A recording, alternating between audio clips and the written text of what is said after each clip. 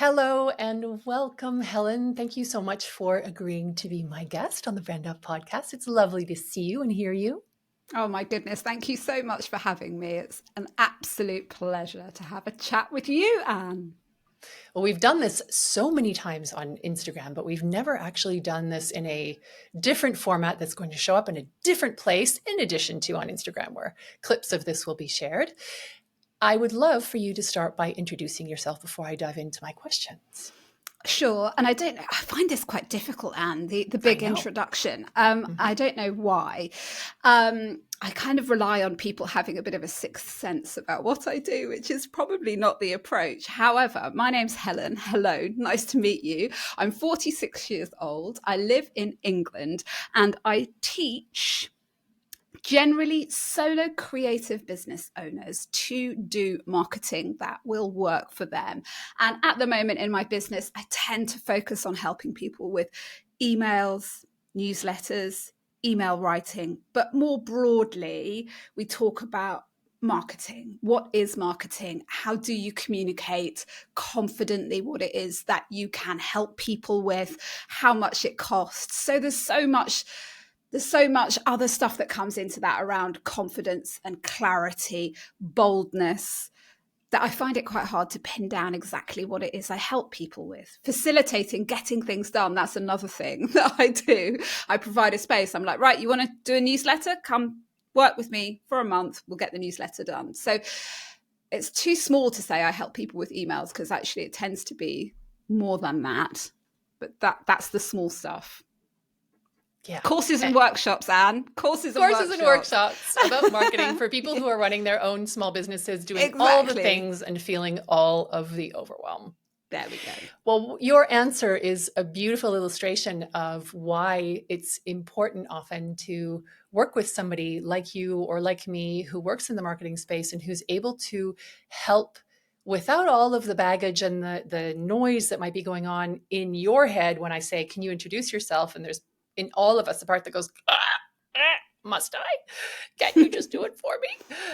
And having someone else then mirror back and say, oh, I heard you say this thing. That's the thing, isn't it? And you go, oh, yes, thank you. That's the clarity. That's the thing, because an external person doesn't necessarily have all of the symphony of doubts and other inputs about you and what you're saying. And hopefully they've been through some themselves and we're just a little bit further down the line generally than the people we work with, aren't we? We've been through what they are currently going through. And that, by the way, is all that is required to qualify you to help other people with the thing that you do. Absolutely. It's a contribution to the journey, not a everlasting solution to every step and every pivot along the way. Perfectly put. Yeah. So a question that I like to ask all of my guests is, because this is the BrandUp Podcast, talk to me about what brand means to your business. What is branding meant in your business, or what does it mean? Another slippery concept. And people have lots of ways of putting it. I remember when I very first started my business journey, 5-6 years ago, I have a great friend, Jules, who is high up in corporate marketing. She knows all the things. And she said to me, Helen, you need to understand what your brand is. You need to talk to other people about how they experience you. Like, what would they say about you? And it's actually a great little exercise. If you're at the beginning of something and people are challenging you, like, what do you stand for? What's your brand? Go and ask a few kind of good contacts or good friends to say, how would you describe me in a couple of sentences? What is the experience of me? And I've gone through all the feelings about what my brand is, and where I would say it is now, or how I like to think of it, is what is the consistent experience you will have if you work with me, if you follow me on Instagram, if you get my emails, if you listen to my podcast, if you come to one of my courses. All that should feel the same, whatever that is. And, my brand is what I believe. It's it's me. It's what I believe in. It's what I stand for. It's what I will and won't do, insofar as that affects you if you're buying something from me. So it hasn't got anything to do with me, how I parent my children or what my relationship with my friends. It's, what will always happen, I hope, if you choose to work with me, and what's that going to feel like, and what can you expect? Does that make any sense, Anne? It does make sense, yes. And what you've just said about that your brand is you and what you believe in and what you stand for is something I talk about often with my clients, because a lot of the overwhelm that comes in for the solopreneur or even someone who's growing a team is, yes, but the business that you're running, the offers that you have out into the world, the courses you're teaching, the get things done sessions you're running, they've come from inside of you. You've created them because you've seen a need, you want to help, and you have the skill set that you can share with someone else. So whether that skill set be, antique paint application on walls, or making Japanese mugs, or coaching, or whatever the thing is, there needs, it comes from inside of you, right? And so it's often difficult, and why I think marketing can be so hard, to separate yourself from your brand. So it's really interesting to me to hear you say, well, my brand is me, because I go, respectfully disagree. Because it's part of you that you bring, as you said, as relates to the people who are buying from you. Yes, as relates. And it's how they experience it. And, I talk about brand in a very sort of solo business sense. I'm not having to contrive a brand that 5,000 people globally can understand and convey to a bunch of customers. Because I talk about brand in the way that it specifically applies to the kind of business I have, which means that most people who interact with it interact with me. And I think where I am at with it is people can become so stuck with ideas like, what do I stand for? What are my brand values? All of that kind of thing. That sometimes it's just okay to say, do you know what, I can't quite sum them up today, but I'm just going to carry on behaving this way, speaking about what I think and sharing it in a way that's helpful to my client. And, what you see of me and my business is a very small portion of my whole self. But I would say it is very much me in terms of what you would experience if you come to a course, So I think it is, in my case, my brand is partially me. Yes, it's parts of you that you bring into the brand, and some of your beliefs and values that you bring into the brand. But it's not, I'll often say, you don't bring, if you're a closeted tuba player, you don't show up and share your tuba playing with us, or your, hamster circus skills, or whatever. Not, because you're always mindful of what actually people are paying for. Like what have they come to you for? So I suppose I'm quite a professionalist when it comes to brand. Although I share insecurities, I'm really keen to share mistakes I make as a business owner. I don't share emotional stuff particularly. I think, because I feel that's offloading onto your client. And unless it was helpful, unless you were really clear about how it could be helpful to your people, I would keep that stuff out of my brand. Yeah. So, and the tuba also. And the tuba and the hamster circus. Would you keep the hamster circus? Well, is there always time for hamsters? No, and pets and whatnot. You mentioned values. And one of the questions that I had for you is whether you have a practice of regularly returning to the values that you have identified for your brand. Have you identified them?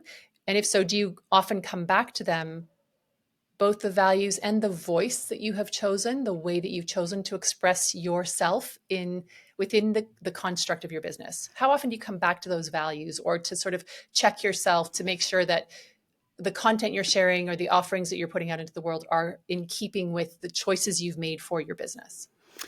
I find this a hard question, But it's a good question. And I know this is what the podcast is about. So I'm going to go there. I've always struggled to nail down what I understand to be sort of top 3 brand values. And I do come back to it, especially if I am feeling untethered in my work, which I'm currently not actually, Anne. I feel pretty settled in it. But maybe a year ago, I would have felt differently. I wasn't feeling like things were right. My one value that I have always been able to hang my hat on, I feel really comfortable with, is generosity. And I just feel like that is something I admire in others. I try to practice myself. It feels like it works for me in life and business. When I started my work that's become this business over time, I had a yellow Post-it note. It might have been pink. There was a Post-it note and I stuck it on my computer and it says, is there value in this? And what I meant by it is everything that I was going to put out, whether it was on Pinterest or Instagram or on a blog, I needed to feel like there was some kind of value in it for other people, where it was going to meet them in the world, because there's a lot of crap out there, right? Let's say, are we adding to it or are we giving people something that's worth looking at? So I suppose that still stands, that Post-it note, as a core business value, and I think nearly everything I share, I would be able to say, that holds up, that holds true.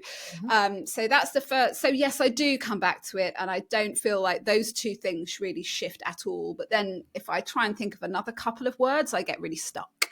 If you wanted me to come up with 3, then that I get beyond that, those 2 things, I get quite stuck. And there's no rule. I mean, there are all sorts of inverted comma rules, but there is no rule that says that you have to have 3 or 5 or however many. You may have 1 or 2 values or 5 that guide you, but it's if you are clear. And my experience of you as your client, because I have bought some of your programs and been held in that space of, let's just get this done. Here's looking at a newsletter, which I still have to get out into the world, but it'll come.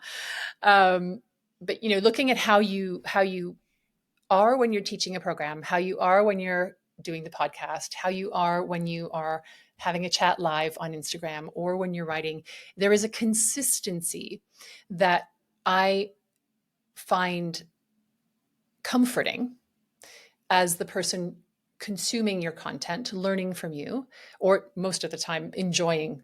I'm just there to enjoy the Helenness of Helen, as presented within the context of your business. There's a comforting consistency, professionalism. There's an energy that you bring every time, and so my sense of your brand is that there is this through line. And I remember you talking about that. Is there any value in putting this to come and meet, as you said, come and meet your people in the place that they are with something useful, something that is generous and useful?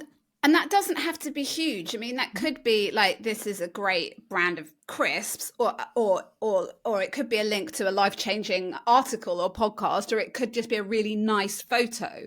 But it has to be worth something to them, not just you. And that's why quite often a picture of perhaps somebody's kid winning a football match, you're like, yeah, okay, whatever. Like, that's really meaningful to the parent in the moment, really not very meaningful to most of the rest of the world. But, I'm in the business of business. I'm not doing this for, to share with their godparents, whatever you might do on Facebook. But that's the difference between the 2 types of content. There's content that is useful to you, that you get something out of, but really when you're running a business and you want to market that, it's got to be all about the other person at the receiving end, on the other end of a phone, and what they're coming into contact with. That is why you have to make it valuable to them, otherwise it's not going to work. Yeah, absolutely.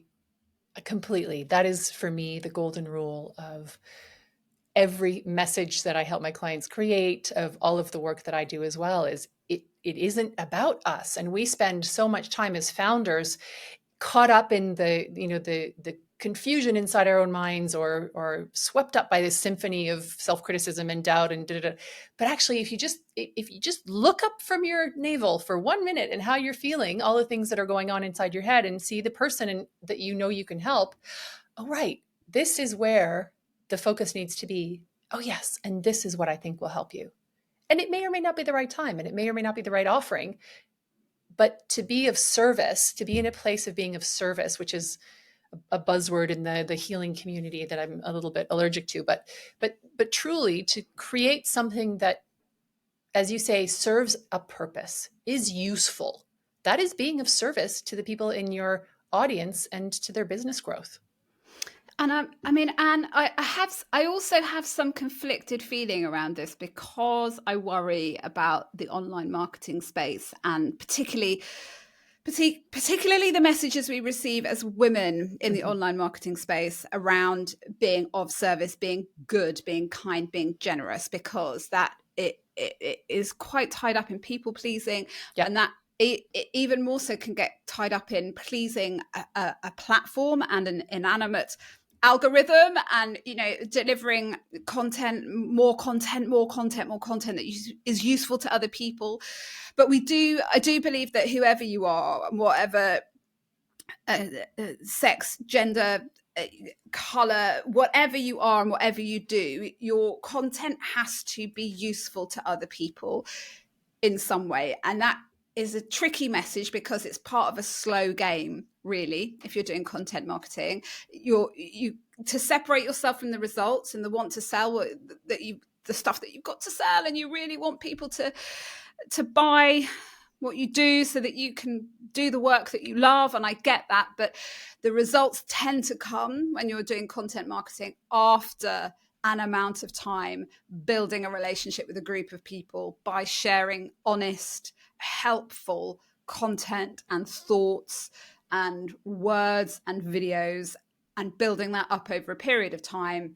So you've got a community of people who trust you and want to work with you. It doesn't happen instantly, but I don't know, Anne, what do you think about this thing of helpful content and women and people pleasing? I haven't fully worked it out in my mind. I haven't fully worked it out. There is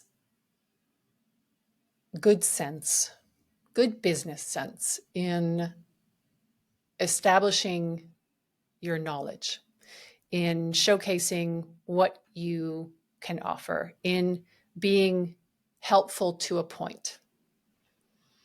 There is less business sense in spending 80% of our time creating content for a platform that consistently moves the goalposts, consistently changes the rules, often doesn't tell you about it. We are the product that Instagram or Pinterest or TikTok are selling. The content is generated by us. The product is the eyeballs of people who are stuck down the scroll hole.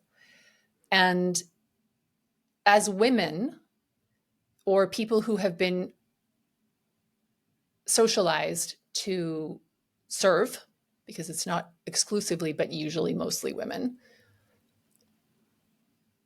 that can feel like quite a familiar place. Mm-hmm. I have to create lots of content. I have to be in here all the time. I have to perform. And goodness knows we're used to performing. And I have to be nice, and I have to smile, and it has to be warm and likable. And that's my discomfort. It's kind of like I've got a particular problem at the moment with the behind the scenes. Like I've got to share my weekend away. I've got to share my holiday, and then 10 helpful tips about this, that, and the other. And where did I get my bowl from? And I'm not sure there's any pressure on male founders to create content of that nature. And I'm not sure it really feeds into business results. I'm not sure it's a particularly good use of your time. Yeah, people will sit and watch it. It's compelling stuff. We love to see how other people are living their lives. But does it serve your goals for being there? So I think and you put it well, I think where I'm at is I'm trying to create content as much as possible on solid platforms such as podcasting, emails. I'd still recommend blogging to anybody who wants to do it. Even YouTube, I think, is a great platform that I'm nowhere near, but I've listened to a lot about it in recent weeks. And, there are some quite clear financial rewards to being on YouTube. It's all solid content that lives for a long and serves you for a long time, as opposed to places like Instagram and TikTok, where that's not quite so much the case. It's the effort versus reward, isn't it? Like, how much effort could you put into establishing a presence on TikTok for it then to be banned? Or, as you say, the algorithm changes and what you're doing doesn't work anymore, so then you have to relearn the platform. I don't know. If you've got a marketing team of people who are dedicated to constantly keeping up with this moving space, amazing, go for it. There are instant gains to be made all the time, but as one person creating content for your business, or perhaps with the help of a few people, I don't know. I struggle with it. I don't have a definitive answer. Well, there's the piece about when you're creating content for a platform like TikTok or Instagram or even Facebook, where it's just content layered on content, layered on content, layered on content, it disappears so fast. And there was a point when we met, I was on Instagram a lot. This was in the end of 2020, beginning of 2021. Everybody was online because thanks COVID, and everybody was interested in courses. And it was like the gold rush of online courses, right? And I remember being so charged and delighted to be on the platform and interacting with people and meeting wonderful people like you and other people who are still, I was saying to somebody earlier before we got on this recording, I think if Helen and I lived close to each other, we'd probably be quite good friends and we'd swap books and, Yes. And everybody, and I would say that's really true. Yeah. I mean, probably my absolute best takeaway from being on Instagram is the network of people it's introduced to me who are interested in this weird thing that I'm also interested in. And where else would I have found these people? And definitely when you meet, it absolutely translates into real life coffees and joy and all of that. You can make genuine connections there. And for that, I'm very grateful for the opportunity. Yeah.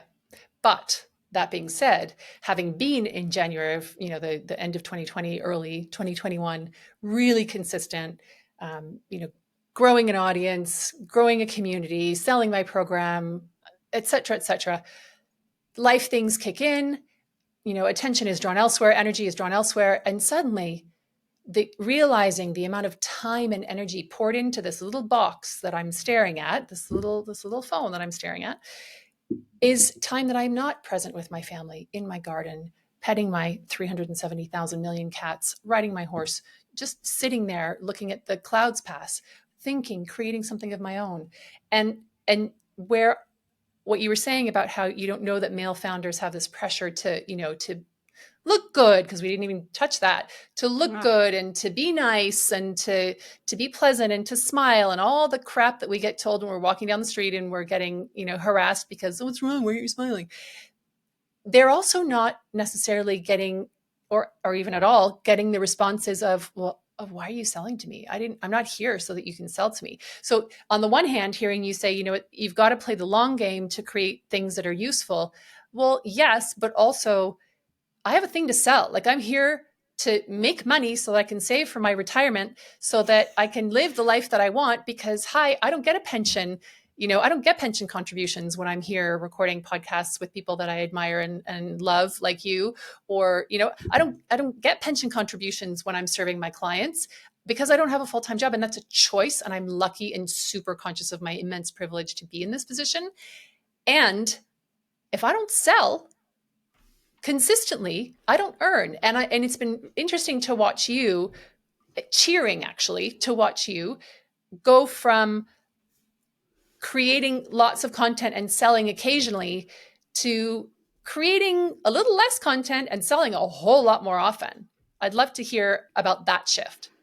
Yes. Well, because time. I suppose you could call, like, my real giveaway content now is my weekly newsletter, which comes out on a Friday morning, really good email full of good, useful stuff. And then also my podcast. I have a podcast like this one where I chat with people about small business marketing and life generally, their businesses. It's always a bigger picture thing, isn't it? And then I use Instagram really a lot more when I have got something to sell, because I just do not have time to create. I mean, you've got to be real about how long it takes to bloody well make an Instagram post, especially an Instagram reel. I mean, it takes hours, guys. Yeah. We say, oh, I'll just do 5 this morning or something, and that will be me for the week. Not the case. It takes ages. And that's if all the little fiddly bits, I'm interrupting you, but if all the little fiddly bits work. I did a reel a couple of weeks ago, and I wrote all the text inside the Instagram app. And then when I posted it, half the text was gone. It was there. It was gone. So as you say, it's not like I'll do 5 reels this morning and I'll be set for the week. No. Sorry, carry on. You were saying. No, it's true. That's really true. And we've got to be honest with ourselves about how much time it takes. So I try to make creating Instagram content as easy as possible. I just post much more when I've got something to sell, because that's where my energy is at that time. And I always try and make my sales content relevant beyond people who would ever buy the course. It works so much better. People get so much more engaged with if the content itself sort of stands alone as well as selling something. But, if I'm not in a marketing or launch phase, that means I'm probably for the last 4 weeks, I've been running a course, and the people who've paid to come on my course have to be my priority, So I'm delivering classes and I'm interacting with them in a Facebook group. And I just find I don't have, as much as my good intentions to create loads of content, I just don't have the time to do it as much. And I have found that is fine. And it works well enough. And, I would have a bigger audience if I could post more often. But at the moment, currently, I'm fairly happy with my business, the size it is. So I think I'm at a bit of a point where it would involve taking on extra members of staff in order to feed those platforms with more content, grow the audience bigger. That would feed back into more sales. But again, the last year, you ask yourself, what do you really want? Does it always have to be bigger, better, more? Mm-hmm. I'm not sure it does. Do you know what I would love to do? I'd love to have bigger financial ambitions for myself. I'd love to not undercharge. I think women can think smaller than we need to. Why don't we think a bit bigger? Which ties into one of the questions that I had for you, because you, at time of recording recently, did it was episode 117 of the Just Bloody Post-it podcast, which I will link in the show notes. Yes. And you were talking about, it was a solo show, one of your Just Bloody Post-it notes, which I love the name of. I'm an avid listener of your podcast. And driving to the barn to ride my horse earlier in the week, and I was listening to you talking about how we often downplay ourselves and behave as if we're not good at what we do, not excellent at what we do, if we don't have a massive audience. So maybe with my audience of 1,200 people on Instagram, I might not feel like I'm worthy of whatever the thing is, but I might have this perception that if I had 120,000 instead of 1,200, then I would have the validation that would tell me that I'm good at what I do. When I know that would be some kind of meaningful endorsement of your work. Right. Which is false. False information. I've been kind of obsessed with this idea, and I'm glad that the podcast has been well received, and often that's the case when you put something out into the world that is a little bit closer to what you really think about something. You feel a bit sick and you're like, am I stating the blindingly obvious and everybody knows this, or am I saying that something that people are going to disagree with? But actually that episode had a really nice response.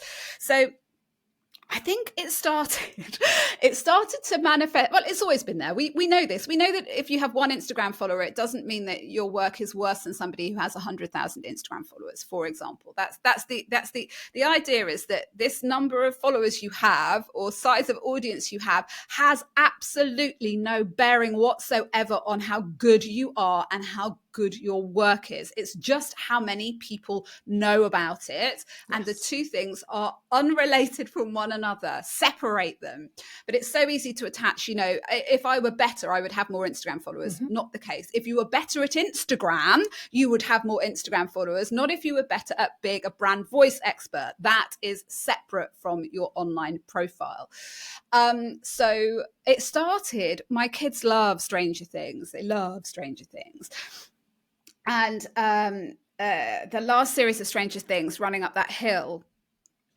Is that what the sort of oh my god, the name of the artist has gone out of my head. Help me out. Kate Bush. Okay, Kate Bush. The Kate Bush record was used in the series and became a huge global hit all over again.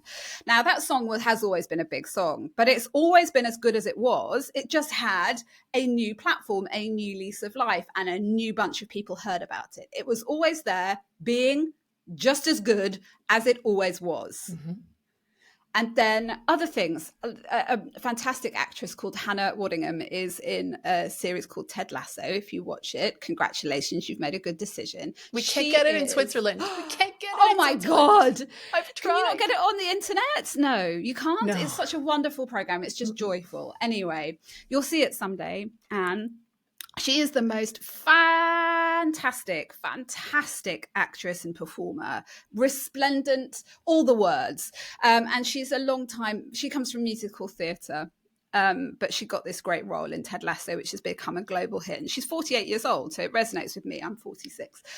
And she's having this huge career renaissance. It's the most beautiful thing.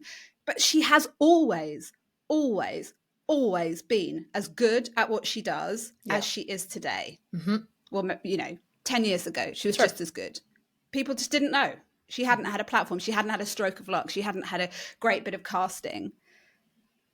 What you do is just as good as it is, whether you have 10 followers or 10,000 or 100,000 people in your online community. Yeah. The art of building an audience is different from the art of being a doctor or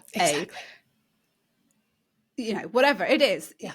Just so my message was, just decide to believe that you are as good as anybody else at what you do, perhaps better.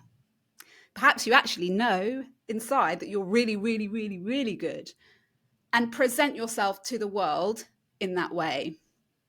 Know that you're good. Just make a decision to believe in it. Fake it till you make it if you have to.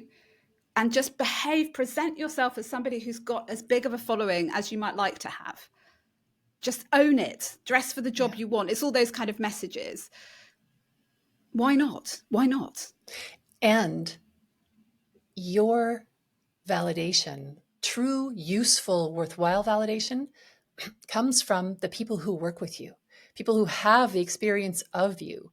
And I was talking to one of my clients the other day, saying that I wanted to approach someone for this podcast that I don't know personally. And I said, I'm going to hang out in her space and get to know her a little bit, because I don't want to be a dick and just sort of show up and say, hey, you want to come on my podcast? Yeah, and her response, get on someone's radar first, because a cold email from somebody you don't know is, I get lots of them for my podcast, and it's just you're just like, who's this? I don't know. It's hard to break through with somebody that way. And the feedback to me from my client was so counter to that. Was, well, why not? Because I know this person, and this other person that you know is connected to this person, and actually I'm happy to be the connector to both of you. And why don't? And so I did. I reached out, and as someone who has an established podcast and is good at what I do, and said, this is what I would love to talk to you about. This is why I'd love to have you on the show. Can we have a conversation to see if we like each other? And if we connect, great.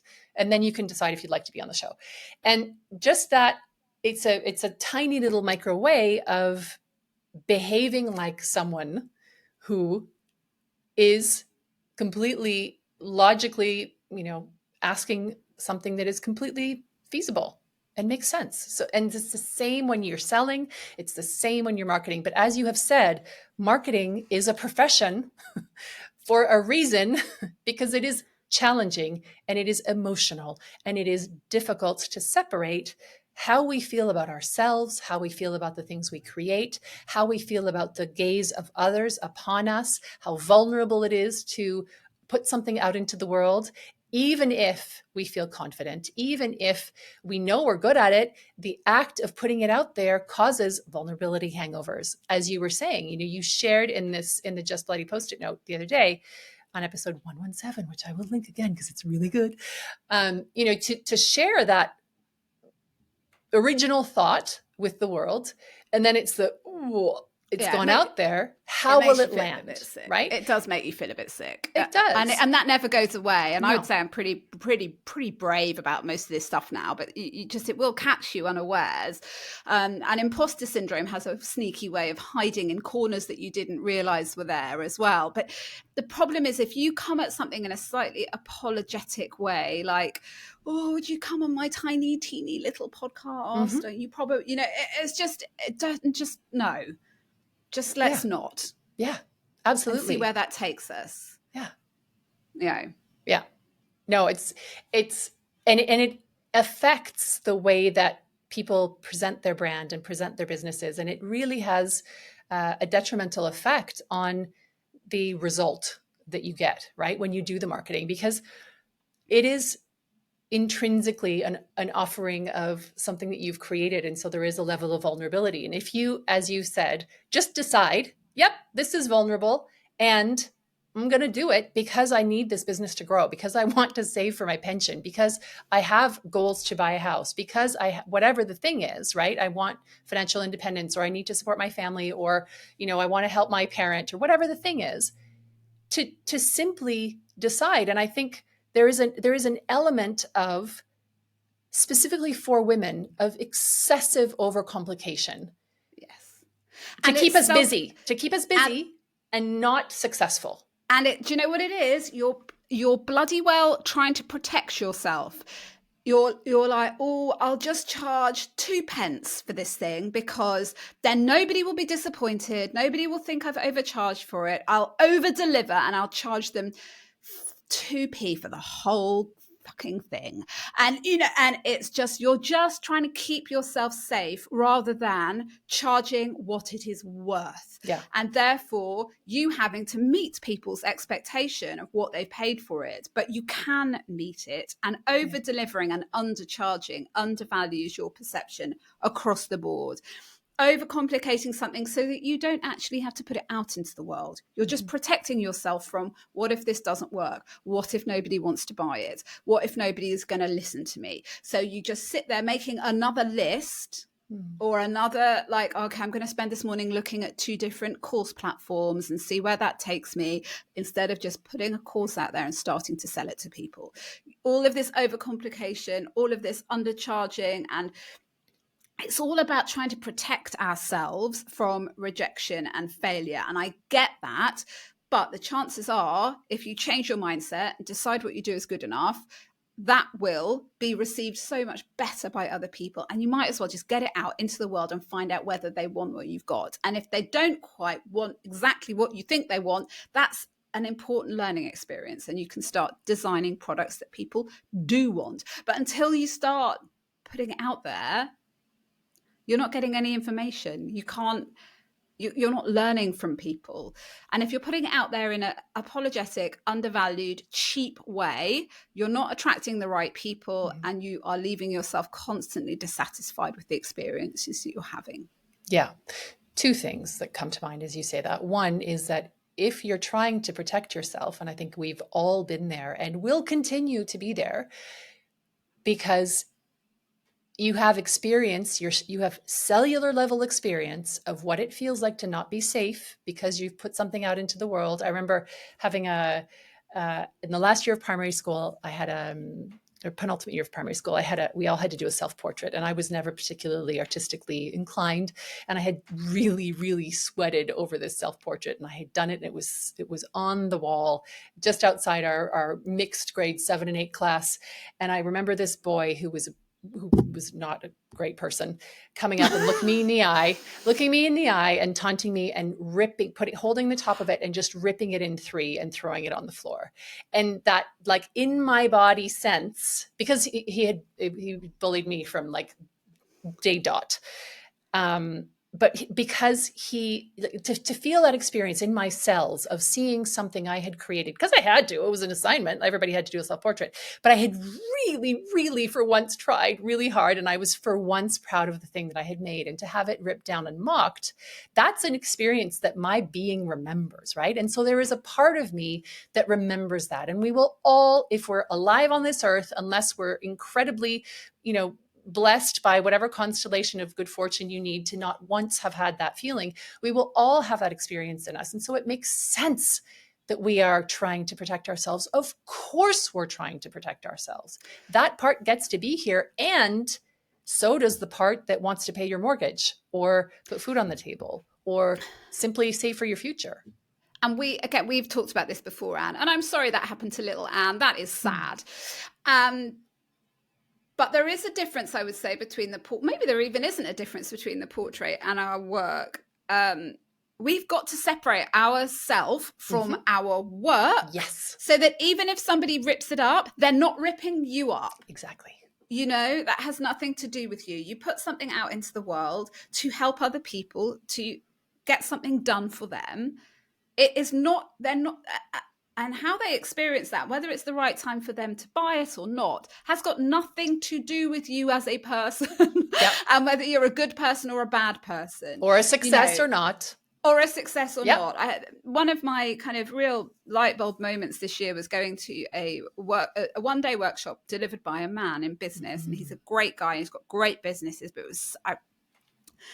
the way he presented the day and the information he gave was with such a lightness, like he had such confidence that what he was sharing was valuable. He was not, you know, I could see there just wasn't any flicker of, am I doing okay? Is this good enough? Should I have added, maybe I should have also said this, that, and the other, or is this going to help them, or are they going to go away? And it's not, he didn't have a flicker of that. He just came, he saw, he delivered his work, and he went home again. And I was like, that's where I was like, I'm just going to decide to be more like him. I'm just going to decide to be more like that. Yeah. Here's my thing. It's good enough for the price that you've paid for it. It will help you if you choose to implement what I share. There we go. Off you go. That's and I'm right. going to get on with my evening or whatever I'm going to do. And I'm not going to think about it anymore. You know, I'm not going to sit there thinking, oh gosh, no, maybe I should have included this element. I should have added another video. I should have No, it's fine. It's fine for what they've paid for it. It's enough. That's it. Moving on. Well, and I suggest we all try and sit with that. Yeah, absolutely. Yeah. With kindness and understanding and empathy that it sounds simple and can be challenging, but also it can be that simple. It really can be that simple. I really think it can. And it wasn't until I'd sat and watched this guy deliver what he was delivering and the way he was delivering it, it didn't occur to me actually that you could feel differently about your product in that way. It didn't occur to me that you could feel it could be quite so simple as it appeared for him. So I decided to make it as simple as that for me. I think, and we're going off on a tangent. This is maybe the last thing I'll say about it, but there is an element of women being kept busy with the message of you need to work on yourself. All this, like the self-help industry thrives and grows uproariously quickly because we feel not enough, broken, somehow in need of a tune-up, slim down color, like whatever the thing is in the moment, that self-help kind of self-improvement piece, when it comes into business, in a personal life is horrifically damaging. In business is going to keep you in the red and will prevent you from growing and actually living into the potential of what your business could do. And you might sell your business down the line. You might decide to, whatever you decide to do, but to be kept busy trying to perfect or trying to somehow improve yourself, your offering or whatever. Meanwhile, people who are much less talented than you are, who have much less to bring to the table, who are much less thoughtful than you are making huge bank because they're just getting on with it and doing it. And this is a conversation I'm having with myself out loud right now because it's so very, very true. The difference between ourselves and somebody who is thinking bigger is just that they are thinking bigger. Yeah, exactly. So speaking of thinking bigger, you have talked about both. You had Alice Sheridan on, and you had Joe, can't remember her last name, sorry, on the recent episode. McCarthy. Yeah, thank you. Yeah. Recent episode of the podcast at time of recording.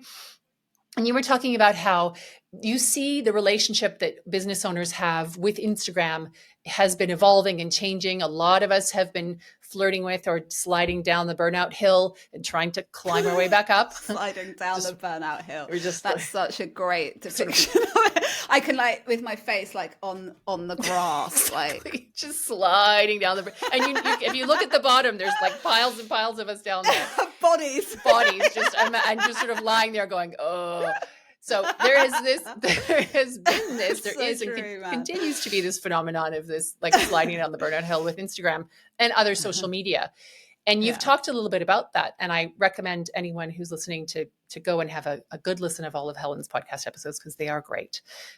What do you see, perhaps if you can cast your vision forward, thinking bigger, what do you anticipate, or what could you imagine happening, perhaps looking forward, in the ways that we interact with social media, we market our business, we grow our audiences so that we have more revenue if we want it, more profit if we want it, and become perhaps more mindful and efficient in the ways that we run our businesses so that we get what we need, our clients get what they need, and we don't lose ourselves in the process? My thinking, Anne, this is hard.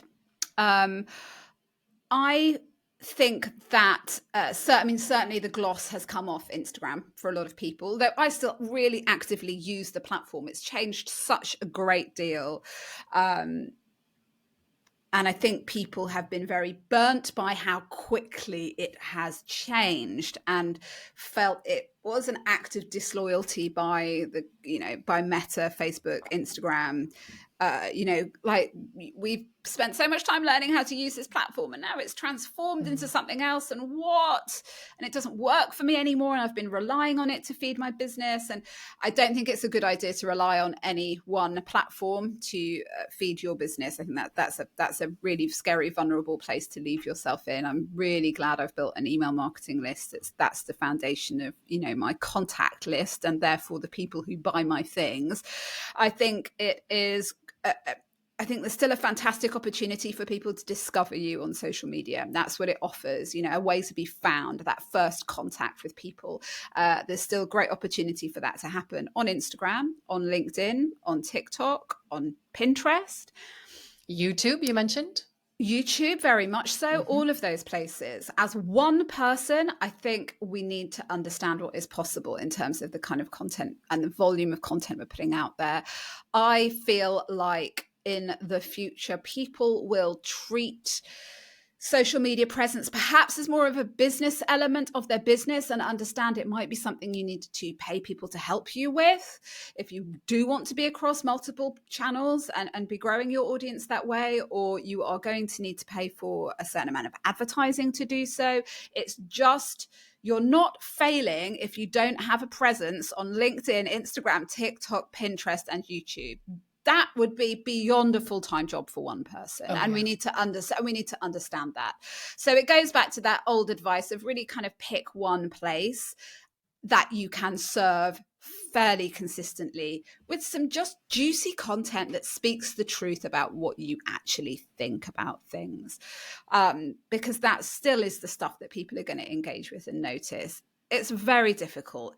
It's very frustrating when things change all the time. Yeah. So find something that doesn't change all the time. Write a book, get featured in newspapers, appear on other people's podcasts. These things can be worth times 1,000,000% of an Instagram post. Yeah. Absolutely. They have the longevity, and you can also host all of that content on your website, because that's something that we talk about social media, but the SEO, that's the other thing, investing in SEO. So people actually discover your website. Yeah. There are more sophisticated ways of doing it than throwing your life and your time at Instagram and struggling to keep up with changes on the platform. It's so exhausting. Like you say, back on that hill, sliding down the hill. Yeah.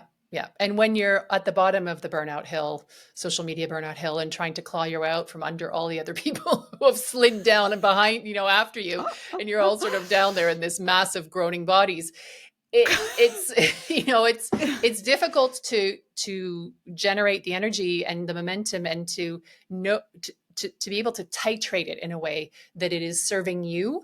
So where, from a content perspective, it's essential that what you're putting out into the world be of use to the audience that is likely to buy from you, because being useful to your Aunt Margaret isn't useful unless your Aunt Margaret is really someone who's actually going to buy. So creating content that is useful to the people who will buy from you, that is important. But at the same time, where you do need to put yourself and your business in the center of it, is how is this taking from or contributing to my energy, my well-being, my mental health, and my business. So content for the people, frequency, relationship with the app, time of use, time spent down the scroll hole, all of that needs to work for your mental health, well-being, business growth, and life off your little screen. The content for them. So many people approach it with a totally unsustainable level of energy. And this is the problem. Yeah. People are like, I'm going for it. I'm going to do this. And it is just not realistic to keep going in that way. And you got to do the work. There's got to be a time when, and marketing is certainly part of the work that we do. But there are also customers to deal with and meetings to attend and courses to create and products to make. Whatever it is that you're doing, you have to be doing the work that gets you paid, serving your clients, your existing clients. All this focus on the new people that you can find on Instagram is such a distraction. When in fact, the established client base that you have are going to be your most likely people to rebook, the people who are going to recommend you most wholeheartedly to more people who would like what you do. I do not have a perfect answer to how much time we should spend with our Instagram or our LinkedIn these days. I think it's great to have a social media presence. I think there's nothing quite like it for people being able to discover you. But I would never, ever again, which I did at the beginning, go down the road of using an app such as Instagram as the kind of main marketing platform for my business. It's a dangerous place to be in. Yeah. It's just surrounded by the slopes that you can slide down. Yeah, exactly. So last word before we wrap up on the oft forgotten cousins of social media, and we forget them to our detriment. You've already mentioned one. Well, we've mentioned two. One is the website, and the other is email. Because we've talked about your podcast already, and obviously having content that is your own, that you can repurpose on your web, you can house on your website. It belongs to you. It has a longevity and much broader reach for people. But can you a word, please, for the often forgotten cousins, which are email, which I know you love, and website, because I don't think we make those work enough for us. No, we don't. And I'm very guilty of that with my website. I will say that in advance of what else I'm going to say. Emails have been the best marketing tool for my business, the most reliable, the most read, the most opened, and the most acted upon. Quite simply, people see them. They have great clickable links in them, which social media posts tend not to have. You have this slow, intimate moment with your reader when they open your email. Don't overlook them. They are super effective if you'd like to drive actual sales in your business, and also just allow people to get to know you a little better, which I think you can do via email, which is really, really hard amidst all the noise online. Our websites, investing in a streamlined website with great SEO so that people can find you when they search the internet. Why not?